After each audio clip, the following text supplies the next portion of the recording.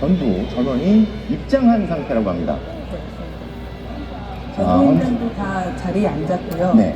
양측의 변호인 모두 다 자리에 앉았고, 오늘 윤석열 대통령 측에서는 배보윤, 윤갑근, 차기환, 배진환 변호사가 심상정 가까운 항상 윤 대통령이 앉는 그 자리 쪽에 앉았다고 합니다. 국회 측에서도 마찬가지로 다 착석을 했는데 별다른 얘기는 서로 오고 가지 않고 입장을 기다리고 있는 상황입니다. 지금 이 헌재 앞 모여 계신 시민들이 좀 잠잠해 계시는 분위기네요. 잠잠하게 무언가를 기다리고 있는데 아마 저기서도 현재 이 탄핵 심판 선고 중계 방송을 보고 듣고 계시지 않을까 싶은데 10분을 남기지 않고 시민들이 목소리를 낮추고 현재 상황에 집중하고 계시는 것 같습니다. 저희 여기서 들리는 거는 MBC 뉴스 특보를 듣고 계시는 것 같네요. 현재 앞에 모여 계신 시민들이 현재 의원 모니터에 MBC 뉴스 특보가 지금 방송이 되고 있다고 하네요. 네. 저분들이 다 MBC 지금 저희를 보고 소식을 접할 걸로 보입니다. 자, 이제 8분여 남았습니다. 탄핵 통과가 111일 만이고 국회에서 탄핵 소추안이 통과는 111일 만이고 비상계엄 122일 만에 드디어 현재 탄핵 심판 선고가 나옵니다. 어떻게 보십니까? 국민들이 원하는 결론이 나올 거라고 저도 의심하지 않습니다. 국민들이 원하는 결론이 나올 것이라고 믿어 의심합니다. 우리 국민들이 이 피와 눈물로 만든 이 헌법, 그리고 대한민국 국가공동체의 헌법에 맞는 헌법재판소가 그런 결정을 할 것이라고 확신을 하고 있고, 헌법재판소야말로 우리 헌법을 수호유지하고 민주주의와 법치주의를 수호하는 최고의 보루입니다. 그리고 헌법재판관들은 헌법재판관의 헌법적 그러한 책무를 받은 사람들, 그렇기 때문에 헌법재판관들이 대한민국의 헌법과 또 공동체를 결정할 중요한 탄핵 결정에서 곧바로 헌법재판소의 설립과 존재 이유에 맞는 그런 결정을 하리라고 예상이 됩니다. 사실 저기 모여 계신 시민들이나 일반적인 국민들이 헌법을 어긴 게 아니고 헌법에 잘 따르고 법률 안에서 잘 살아가는 국민들이 있는데 헌법을 위배한 사람들이 소위 말하는 높은 분들인 경우가 계속 있었잖아요. 그리고 가령 헌법재판소가 결정을 내려도 따르지 않고 지금 이 상황이 계속 지속되고 있는데 이 헌법의 지형함을 헌법재판소가 보여주고 법 안에 모든 사람이 있다, 모든 사람이 법 안에 평등하다는 걸 입증할 수 있을지 그 기로에 서 있습니다. 지금 굉장히 일들이 많았잖아요. 헌법을 따르지 않는 이 최고 공직자들이 이렇게 해도 되나? 난 대통령부터 시작해서 대통령 협의가 있는 거지만 그 이후에 나오는 것들은 헌법재판소에서 이렇게 하라고 해도 하지 않고 헌법에서 어떻게 해야 된다고 얘기하는데도 그걸 지키지 않고 그걸 보는 국민들이 굉장히 허탈한 마음이고 답답한 마음이고 분노하는 심정이었는데 자, 이제 6분 남았습니다. 저희가 약 5분 정도 남기고서는 헌법재판소 대심판정이죠. 대심판정의 모습을 바로 연결해서 보여드리겠습니다. 대심판정에 어느 정도 인원이 들어가는지 혹시? 전체 인원은 좌석은 한 150석 정도로 예상이 되는데요. 150석이요? 예, 근데 관계자들이 최소한 40~50석을 차지하기 때문에 사실 일반 방청객이 요구하는 정도의 수용을 하기가 좀 어렵습니다. 그렇기 때문에 실질적으로는 이번에 지금 20명 정도의 일반 방청객만 수용을 했고 지금 국회 소추위원단이나 국회 대리인단 또 대통령의 이제 대리인단까지도 40~50명 가까이 되기 때문에 상당히 좀 제한적이다라고 볼 수 있습니다. 분위기가 굉장히 150석 정도가 꽉 차 있겠군요. 자, 이 모여 계신 시민들이 숨죽인 채 탄핵심판 선고를 기다리고 계신데 과연 12월 3일 이후 시작된 불면의 밤이 끝날 수 있을지 헌법재판소 대심판정의 모습이, 이 시각 모습이 연결이 됐습니다. 현재 헌법재판관들은 아직 입장하지 않은 상태고요. 결정은 나와 있을 것이고요. 서명도 끝났을 테고. 어떤 12월 14일에 국회에서 탄핵 소추안 가결을 할 때도 이렇게 10분 남기고는 국회 앞에 모였던 시민들이 다 기도하는 마음으로 이렇게 조용히 기다렸거든요. 네. 지금도 상당히 긴장된 마음으로 저도 지금 제 손에 땀이 나는데 경건한 마음으로 기다리고 있을 거예요. 민주주의의 역사에 굉장히 큰 분기점, 헌법의 존재의 의미를 입증하는, 헌법이 작동하고 힘이 있느냐를 보여주는, 헌법재판소의 존재의 의의를 보여주는 그런 순간이 되겠습니다. 1987년 민주화 이후에 만들어진 이 헌법재판소, 그 전까지는 헌법위원회였나요? 그렇습니다. 헌법위원회 제도였고요. 17년 정도 사실상 유명무실하게 아무것도 안 했었잖아요. 그렇습니다. 네. 그리고 1987년 민주화 이후에 헌법재판소가 들어섰고, 그 헌법재판소가 피로 피값으로 산 이 한국의 민주주의, 대한민국의 민주주의의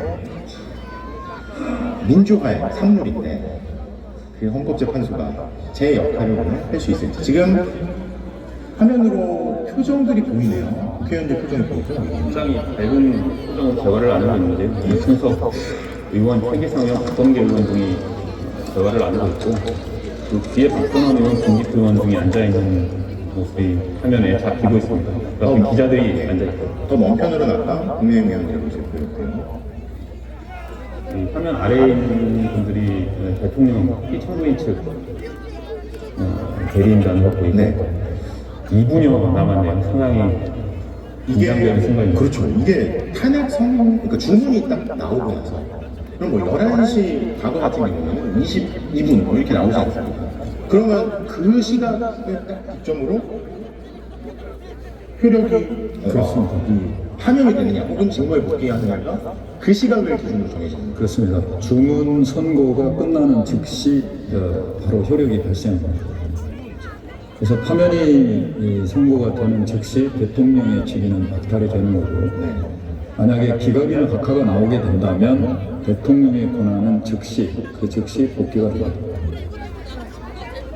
오늘은 결정문이 어떤 분량으로 어떻게 나올지, 주문이 언제 나올지가 주목이 되는데, 결정문은 오늘 오후에 개표를 하겠다고 헌법재판소가 이제 공지를 한 상황이고요. 선고 요지는 아마 끝나는 즉시 공지를 할 것 같습니다. 아직까지 보도자료, 참고자료, 오늘 선고 요지 보도자료는 없다고. 아무것도 없는 네, 보도자료는 따로 작성하지 않은 걸로 보이는데요.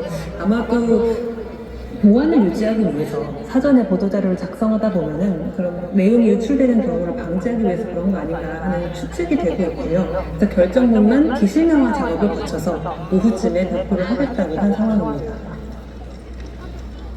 여당은 지금 어차피 지도부 비대위를 하고 있기 때문에 지금 결과 선거를 같이 보고 있거든요. 네. 결과가 나오면 그 자리에서 바로 입장을 내겠다, 이렇게 공지를 조금 전에 했다고 하고요. 민주당도 지금 지도부 회의 중인데 어차피 다 보고 있으니까 입장은, 여야 정치권 입장은 바로 나올 걸 보입니다.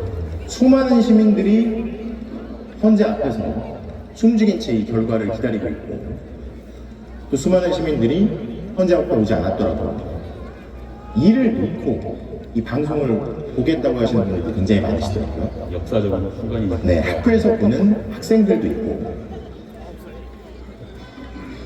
학교를 가지 않고 보는 학생들도 있고, 지금 세대와 이 미래 세대, 또 자녀들에게 헌법이 어떻게 작동하는지를 헌법재판소가 어떤 결정을 통해서 보여줄 것인지. 자, 이제 탄핵 심판 선고까지 10초 정도 남기고 헌법재판관들이 입장하고 있습니다.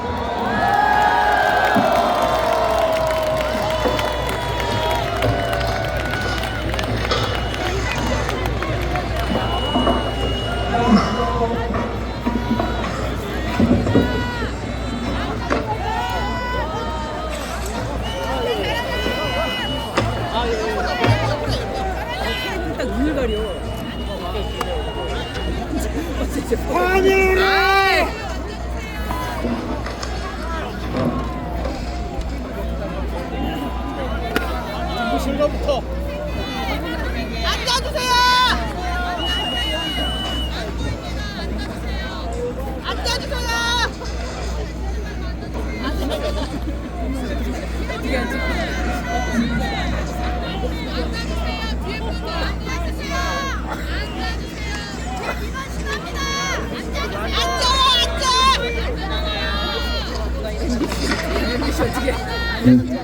지금부터 2024 헌납 8 대통령 윤석열 탄핵 사건에 대한 선고를 시작하겠습니다. 먼저 적법 요건에 관하여 살펴보겠습니다.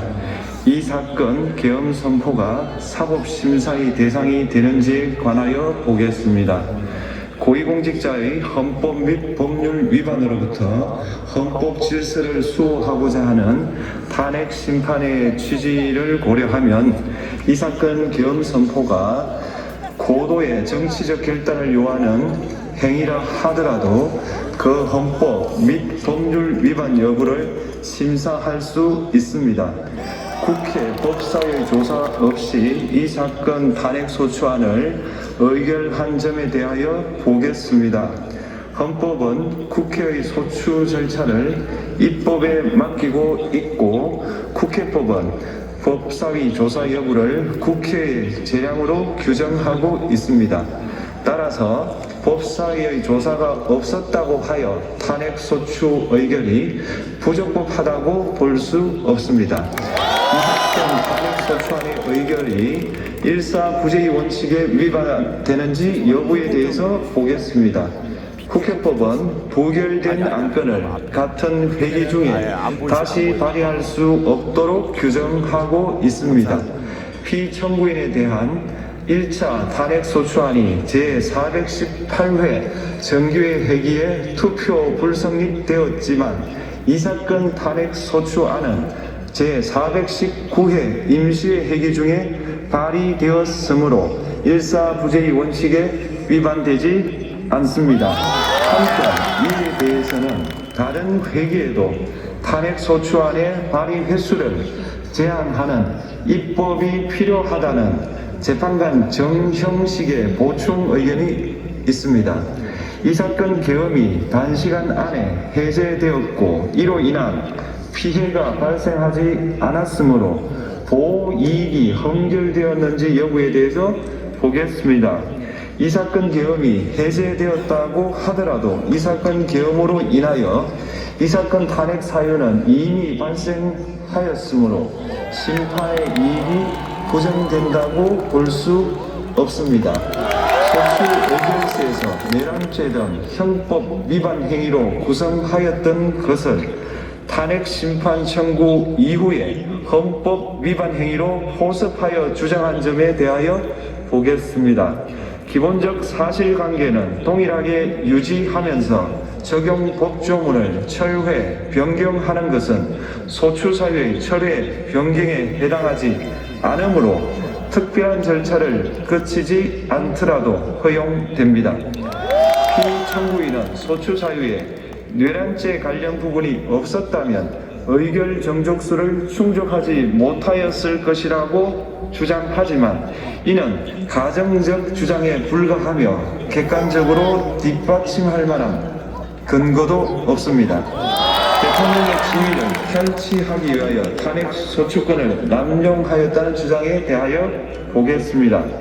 이 사건 탄핵 소추안의 의결 과정이 적법하고 피소추자의 헌법 또는 법률 위반이 일정 수준 이상 소명되었으므로 탄핵 소추권이 남용되었다고 볼 수 없습니다. 그렇다면 이 사건 탄핵 심판 청구는 적법합니다. 한편 증거법칙과 관련하여 탄핵 심판 절차에서 형사소송법상 전문 법칙을 완화하여 적용할 수 있다는 재판관 이미선, 김형두의 보충 의견과 탄핵 심판 절차에서 앞으로는 전문 법칙을 보다 엄격하게 적용할 필요가 있다는 재판관 김복형, 조한창의 보충 의견이 있습니다. 다음으로 피청구인이 직무 집행에 있어 헌법이나 법률을 위반하였는지 피청구인의 법 위반 행위가 피청구인을 파면할 만큼 중대한 것인지에 관하여 살펴보겠습니다. 우선 소추 사유별로 살펴보겠습니다. 1. 이 사건 계엄 선포에 관하여 보겠습니다. 헌법 및 계엄법에 따르면 비상계엄 선포의 실체적 요건 중 하나는 전시, 사변 또는 이에 준하는 국가 비상사태로 저가 교전 상태에 있거나 사회 질서가 극도로 교란되어 행정 및 사법 기능의 수행이 현저히 곤란한 상황이 현실적으로 발생하여야 한다는 것입니다. 피청구인은 야당이 다수 의석을 차지한 국회의 이례적인 탄핵소추 추진, 일방적인 입법권 행사 및 예산삭감 시도 등의 전횡으로 인하여 위와 같은 중대한 위기사항이 발생하였다고 주장합니다. 피청구인의 취임 후 이 사건 계엄 선포 전까지 국회는 행안부 장관, 검사, 방통위위원장, 감사원장 등에 대하여 총 22건의 탄핵소추안을 발의하였습니다. 이는 국회가 탄핵소추 사유의 위헌, 위법성에 대해 숙고하지 않은 채 법 위반의 의혹에만 근거하여 탄핵심판 제도를 정부에 대한 정치적 압박 수단으로 이용하였다는 우려를 낳았습니다. 그러나 이 사건 계엄 선포 당시에는 검사 1인 및 방통위 위원장에 대한 탄핵 심판 절차만이 진행 중이었습니다. 피청구인이 야당이 일방적으로 통과시켜 문제가 있다고 주장하는 법률안들은 피청구인이 제의를 요구하거나 공포를 보류하여 그 효력이 발생되지 않은 상태였습니다. 2025년도 예산안은 2024년 예산을 집행하고 있었던 이 사건 계엄 선포 당시 상황에 어떠한 영향을 미칠 수 없고 위 예산안에 대하여 국회 예결특위의 의결이 있었을 뿐 본회의의 의결이 있었던 것도 아닙니다. 따라서 국회의 탄핵소추, 입법, 예산안 심의 등의 권한 행사가 이 사건 계엄 선포 당시 중대한 위기 상황을 현실적으로 발생시켰다고 볼 수 없습니다. 국회의 권한 행사가 위법, 부당하더라도 헌법재판소의 탄핵 심판, 피청구인의 법률안 제의 요구 등 평상시 권력 행사 방법으로 대처할 수 있으므로 국가 긴급권의 행사를 정당화할 수 없습니다. 피청구인은 부정선거 의혹을 해소하기 위하여 이 사건 계엄을 선포하였다고도 주장합니다. 그러나 어떠한 의혹이 있다는 것만으로 중대한 위기 상황이 현실적으로 발생하였다고 볼 수는 없습니다. 또한 중앙선관위는 제22대 국회의원 선거 전에 보안 취약점에 대하여 대부분 조치하였다고 발표하였으며 사전, 우편, 투표함, 보관장소, CCTV 영상을 24시간 공개하고 개표 과정에 수검표 제도를 도입하는 등의 대책을 마련하였다는 점에서도 피청구인의 주장은 타당하다고 볼 수 없습니다. 결국 피청구인이 주장하는 사정을 모두 고려하더라도 피청구인의 판단을 객관적으로 정당화할 수 있을 정도의 위기 상황이 이 사건 계엄 선포 당시 존재하였다고 볼 수 없습니다. 헌법과 계엄법은 비상계엄 선포의 실체적 요건으로 병력으로서 군사상의 필요에 응하거나 공공의 안녕 질서를 유지할 필요와 목적이 있을 것을 요구하고 있습니다. 그런데 피청구인이 주장하는 국회의 권한 행사로 인한 국정마비 상태나 부정선거 의혹은 정치적, 제도적, 사법적 수단을 통하여 해결하여야 할 문제이지 병력을 동원하여 해결할 수 있는 것이 아닙니다. 피청구인은 이 사건 계엄이 야당의 전횡과 국정위기 상황을 국민에게 알리기 위한 경고성 계엄 또는 호소형 계엄이라고 주장하지만 이는 계엄법이 정한 계엄 선포의 목적이 아닙니다. 또한 피청구인은 계엄 선포에 그치지 아니하고 군경을 동원하여 국회의 권한 행사를 방해하는 등의 헌법 및 법률 위반 행위로 나아갔으므로 경고성 또는 호소형 계엄이라는 피청구인의 주장을 받아들일 수 없습니다. 그렇다면 이 사건 계엄 선포는 비상계엄 선포의 실체적 요건을 위반한 것입니다. 다음으로 이 사건 계엄 선포가 절차적 요건을 준수하였는지에 관하여 보겠습니다. 계엄 선포 및 계엄 사령관 임명은 국무회의의 심의를 거쳐야 합니다. 피청구인이 이 사건 계엄을 선포하기 직전에 국무총리 및 9명의 국무위원에게 계엄 선포의 취지를 간략히 설명한 사실은 인정됩니다. 그러나 피청구인은 계엄사령관 등 이 사건 계엄의 구체적인 내용을 설명하지 않았고 다른 구성원들에게 의견을 진술할 기회를 부여하지 않은 점을 고려하면 이 사건 계엄 선포에 관한 심의가 이루어졌다고 보기도 어렵습니다. 그 외에도 피청구인은 국무총리와 관계 국무위원이 비상계엄 선포문에 부서하지 않았음에도 이 사건 계엄을 선포하였고 그 시행 일시, 시행 지역 및 계엄사령관을 공고하지 않았으며 지체 없이 국회에 통보하지도 않았으므로 헌법 및 계엄법이 정한 비상계엄 선포의 절차적 요건을 위반하였습니다. 2. 국회에 대한 군경 투입에 관하여 보겠습니다. 피청구인은 국방부 장관에게 국회에 군대를 투입할 것을 지시하였습니다. 이에 군인들은 헬기 등을 이용하여 국회 경내로 진입하였고 일부는 유리창을 깨고 공간 내부로 들어가기도 하였습니다. 피청구인은 육군 특수전 사령관 등에게 의결 정족수가 채워지지 않은 것 같으니 문을 부수고 들어가서 안에 있는 인원들을 끄집어내라 는 등의 지시를 하였습니다. 또한 피청구인은 경찰청장에게 계엄사령관을 통하여 이 사건 포고령의 내용을 알려주고 직접 6차례 전화를 하기도 하였습니다. 이에 경찰청장은 국회 출입을 전면 차단하도록 하였습니다. 이로 인하여 국회로 모이고 있던 국회의원들 중 일부는 담장을 넘어가야 했거나 아예 들어가지 못하였습니다. 한편 국방부 장관은 필요시 체포할 목적으로 국군 방첩사령관에게 국회의장, 각 정당 대표 등 14명의 위치를 확인하라고 지시하였습니다. 피청구인은 국가정보원 1차장에게 전화하여 국군 방첩사령부를 지원하라고 하였고 국군 방첩사령관은 국가정보원 1차장에게 위 사람들에 대한 위치 확인을 요청하였습니다. 이와 같이 피청구인은 군경을 투입하여 국회의원의 국회 출입을 통제하는 한편 이들을 끌어내라고 지시함으로써 국회의 권한 행사를 방해하였으므로 국회에 계엄 해제 요구권을 부여한 헌법 조항을 위반하였고 국회의원의 심의 표결권, 불체포 특권을 침해하였습니다. 또한 각 정당의 대표 등에 대한 위치 확인 시도에 관여함으로써 정당 활동의 자유를 침해하였습니다.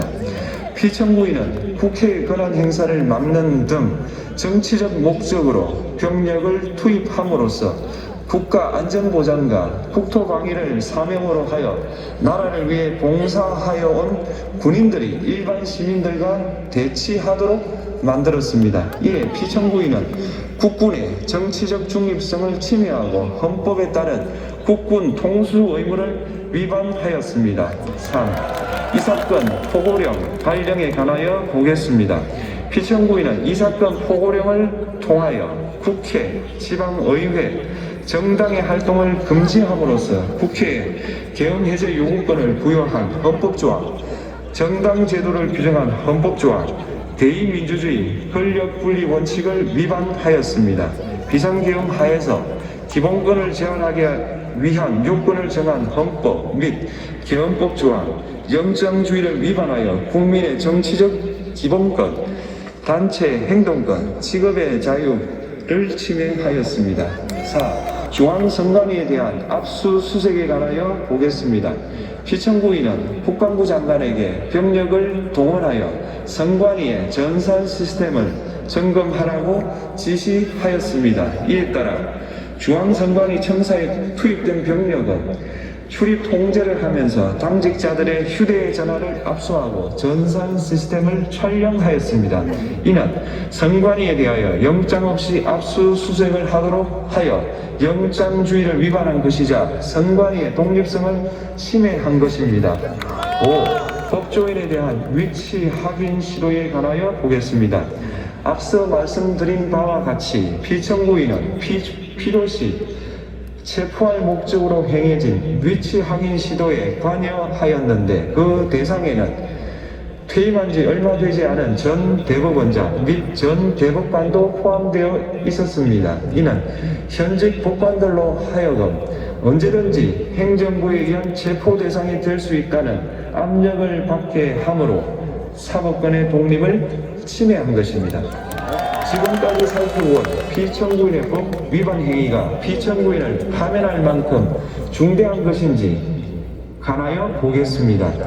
피청구인은 국회와의 대립상을 타개할 목적으로 이 사건 계엄을 선포한 후 군경을 투입시켜 국회의 헌법상 권한 행사를 방해함으로써 국민 주권주의 및 민주주의를 부정하고 병력을 투입시켜 중앙선관위를 압수수색하도록 하는 등 헌법이 정한 통치구조를 무시하였으며 이 사건 포고령을 발령함으로써 국민의 기본권을 광범위하게 침해하였습니다. 이러한 행위는 법치국가 원리와 민주국가 원리의 기본 원칙들을 위반한 것으로 그 자체로 헌법 질서를 침해하고 민주공화정의 안정성에 심각한 위해를 끼쳤습니다.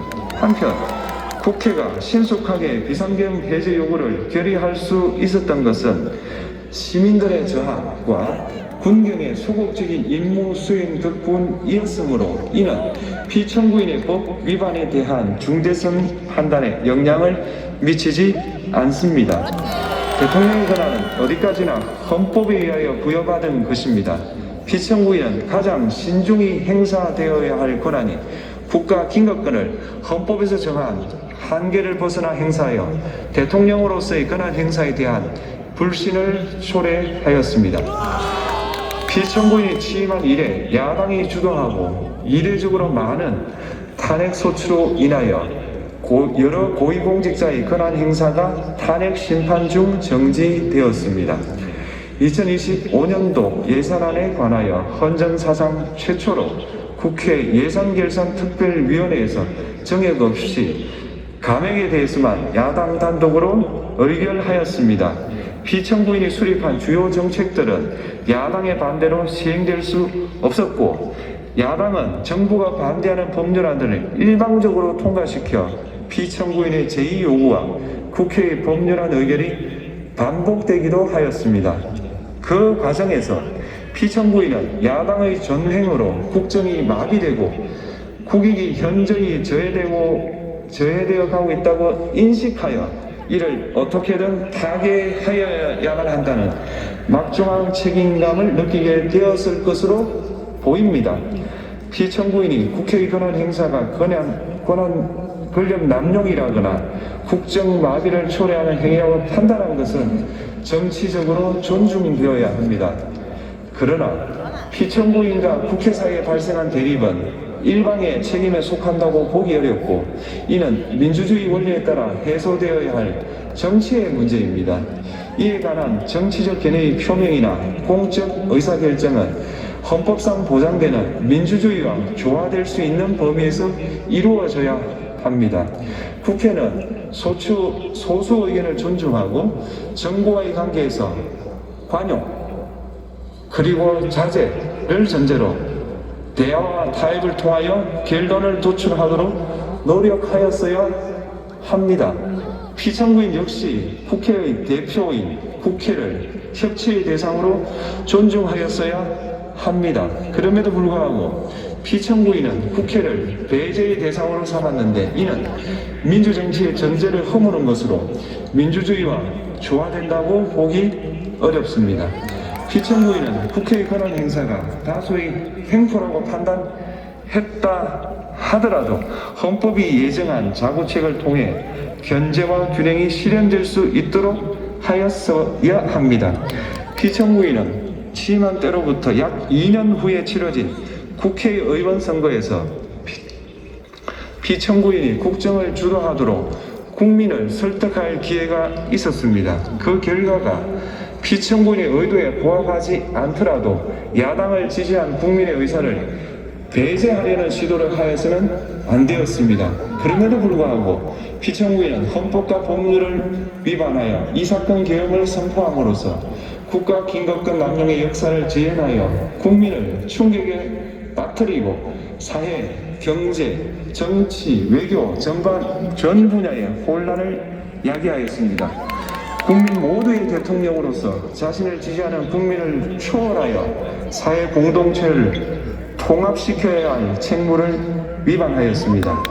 국경을 동원하여 국회 등 헌법기관의 권한을 훼손하고 국민의 기본적 인권을 침해함으로써 헌법소의 책무를 저버리고 민주공화국의 주권자인 대한국민의 신임을 중대하게 배반하였습니다. 결국 피청구인의 위법 행위는 국민의 신임을 배반한 것으로 헌법소의 관점에서 용납될 수 없는 중대한 법 위반 행위에 해당합니다. 피청구인의 법 위반 행위가 헌법 질서에 미친 부정적 영향과 파급 효과가 중대하므로 피청구인을 파면함으로써 얻는 헌법소의 이익이 대통령 파면에 따르는 국가적 손실을 압도할 정도로 크다고 인정됩니다. 이에 재판관 전원의 일치된 의견으로 중형을 선고합니다. 탄핵 사건이므로 선고 시각을 확인하겠습니다. 지금 시각은 오전 11시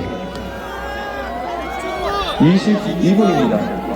주문 피청구인 대통령 윤석열을 파면합니다.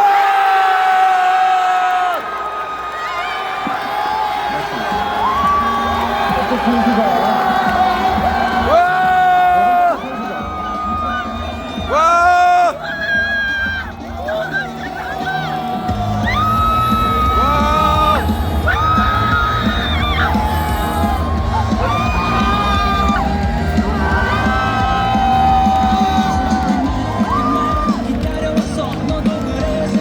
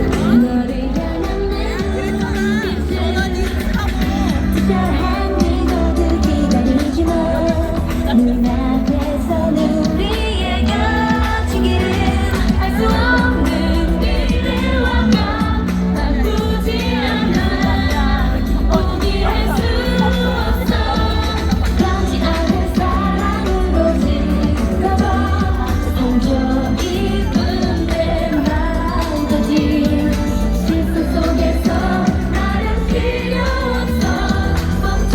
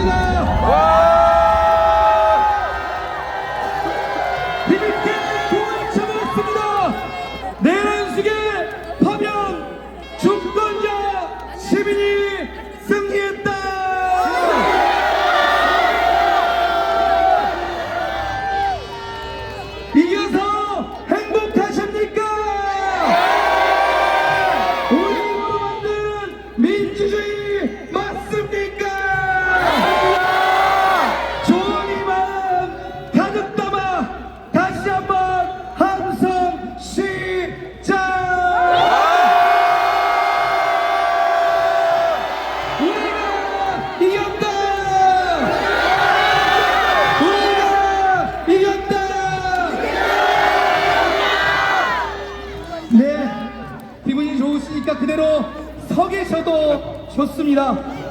우리가 맞이하고 있는 이 봄 저절로 오지 않았습니다. 정말 많은 분들의 노력과 아픔이 있었습니다. 윤석열 정권에서 수많은 사람들이 고통받고 힘들어했습니다. 그 중에서도 가장 앞에서 싸우시고 가장 어려움을 겪으셨습니다. 이태원 참사 유가족협의회 운영위원장 이종민 위원장님을 박수로 모시겠습니다.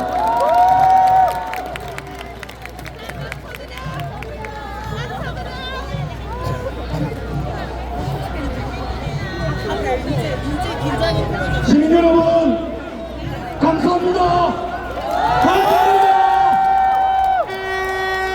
이제야 비로소 봄이 찾아왔습니다. 지긋지긋하게 우리를 괴롭히던 메꿔왔던 추위가 이제 우리 곁에서 사라졌습니다.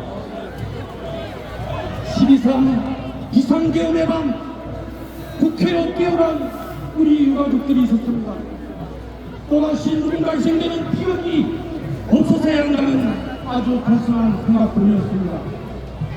유가족들은 지난 4개월간 끓어오르는 분노를 가지고 윤석열 탄핵 집회 때마다 시민들과 함께했습니다. 실패에 참수하고 행진에 함께했습니다.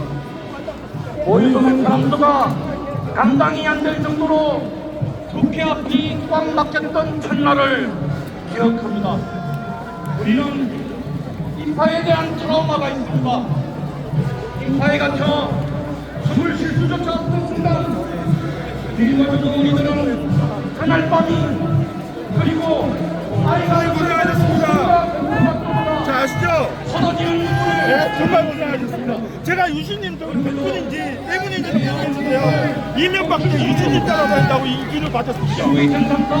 진짜입니다. 이게 정말 아닙니다. 명예를 회복하고 고생하셨습니다. 제대로 된 진상 규명을 하는데 윤석열 대진이 그 첫걸음이었기 때문입니다.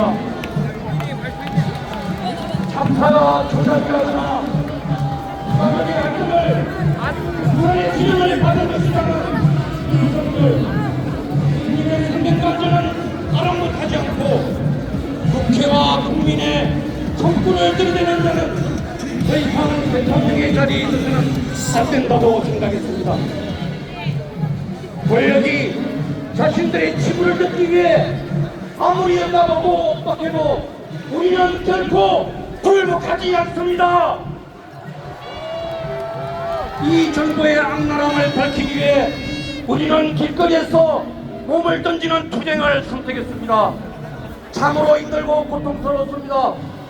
죽을 듯이 온 마음과 몸을 다해 싸웠지만 이들은 꿈쩍도 하지 않았습니다. 왜 그랬는지 어제 언론을 통해서 확인할 수 있습니다. 명태균과 김건희가 이태원 참사에 대해서 논의하고 정부의 책임을 지기 위해 오해한 것입니다. 이들은 이런 남편입니다. 많은 국민이 길거리에서 목숨을 잃어도 자신들의 권력을 지키기 위해 어떤 짓을 저지르지 않는 그런 인간들이 되었습니다.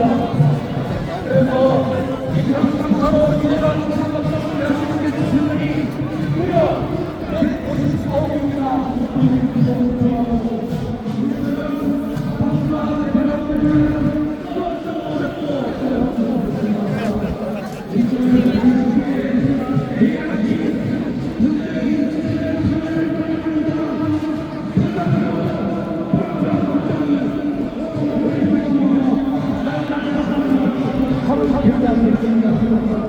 그러나 그렇게 하기 때문에도 한가지 이야기를 있습니다.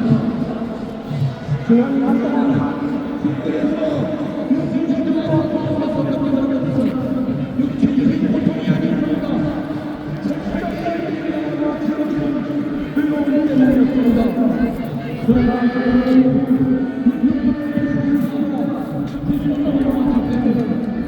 이제 또 한산을 넘었네요. 윤석열 탄핵됐고 이제 구속하고 처벌받아야지. 다들 고생하셨습니다.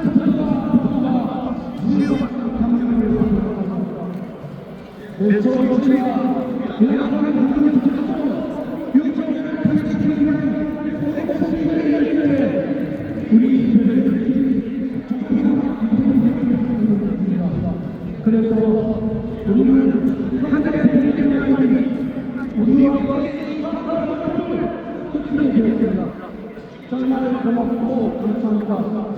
그러나 아직 끝이 아닙니다. 이태원 선사의 진앙을 밝힐 수 있는 이제부터 시작입니다. 이제부터